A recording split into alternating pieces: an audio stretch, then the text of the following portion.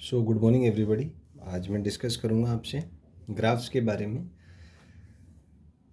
तो basically stopping potential versus केएमएक्स का graph आपसे डिस्कस करूँगा। तो हमने देखा यहाँ पे स्टॉपिंग पोटेंशियल लिखा जा सकता है एज केएमएक्स बाई ई। तो जो ग्राफ होगा स्टॉपिंग पोटेंशियल और केएमएक्स का वो एक स्ट्रेट लाइन होगा, और मान लीजिए ये एंगल थीटा है यहाँ पे। तो टेन थीटा को हम लिख सकते हैं as V S by केएमएक्स।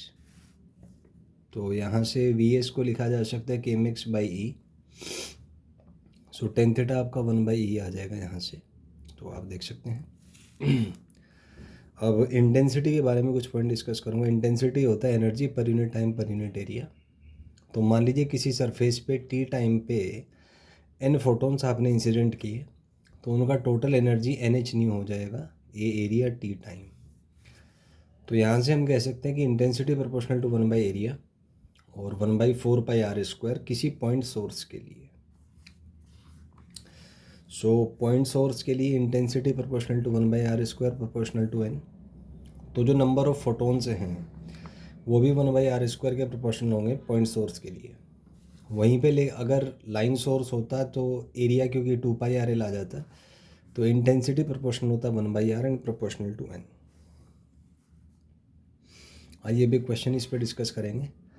Question is a parallel beam of photons having frequency nu, wavelength lambda, intensity I and power W is incident normally on a plane surface of area A. Then find pressure exerted on surface if first option is all photons are absorbed, second option is all photons are reflected, third is 40% photons are absorbed and 60% are reflected। तो first question में पहले momentum calculate करेंगे। तो हमें पता है force होता है delta P by delta T. मान लीजिए एन फोटॉन्स हैं, तो एन फोटॉन्स का मोमेंटम एन पी हो जाएगा, तो इसको N P by delta T लिखा जा सकता है। अब हमें पता है मोमेंटम होता है ई बाई सी, तो पी को हम लिख सकते हैं E P by C into delta T. तो ये जो एन ई पी है ये टोटल एनर्जी हो जाएगा ई टी। तो ये आ जाएगा आपका E T by C delta T.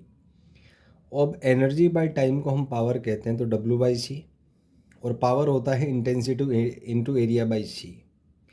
तो यहाँ से जो एवरेज फोर्स आएगा आपका आफ्टर ऑल द कैलकुलेशंस वो IA बाई सी आ जाएगा।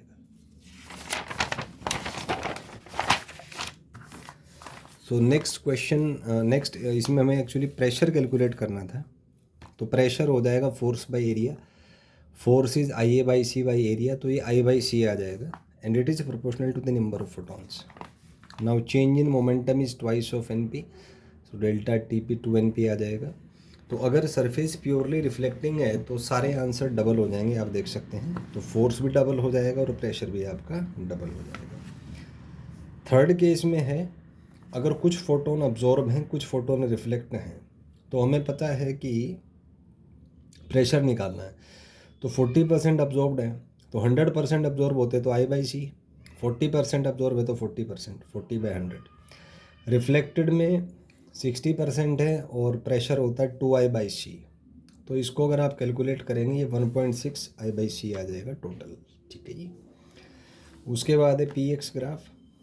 तो PX ग्राफ अगर हम सॉल्व करें as a function of X अगर है, तो इसका जो प्रेशर आएगा, अगर X% फोटॉन्स जो हैं वो ऑब्जॉर्ब होते हैं, तो कैलकुलेशंस के बाद जो प्रेशर है वो 2I by C minus IX by 100 आ जाएगा।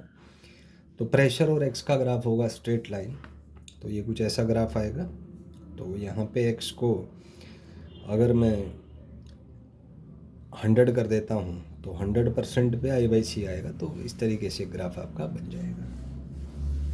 अगला है in the above question if photons are incident making an angle theta with the normal, then for calculating pressure take the component of force along normal to surface by multiplying with cos theta.